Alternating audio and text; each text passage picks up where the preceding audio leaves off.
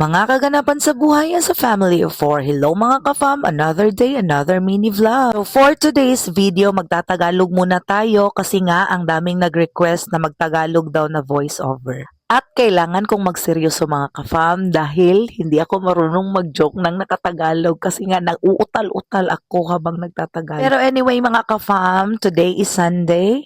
Today is General Cleaning Day. Yes mga ka-fam, tama kayo nang narinig. Tuwing Sunday or Saturday, nag-general cleaning kaming mag-iina.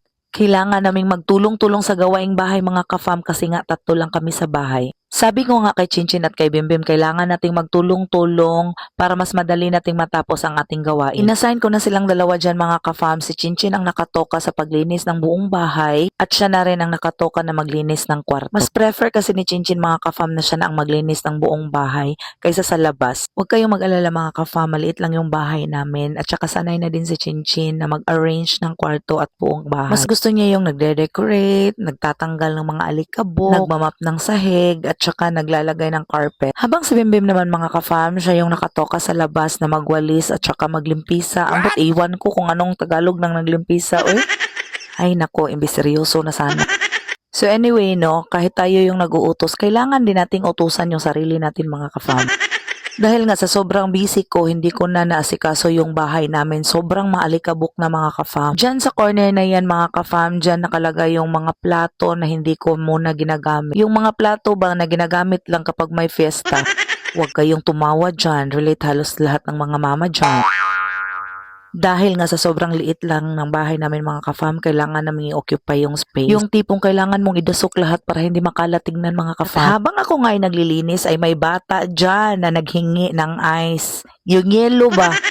Ginoo ko, hindi talaga natin maawasan ba na lumabas talaga yung pagkabisaya natin dito As you can see mga ka-fam, hindi pa talaga tapos yung bahay namin dyan, no? Nakikita nyo naman, nakakortina lang yan. Kasi nga, wala pang budget para dyan. Kala ng iba, no, dahil nagva-vlog ka o matagal ka na sa vlogging, napakalaking pera na meron ka. May iba pa nga mga ka-fam, no, nagpapapapap. Huy, yun sa man to.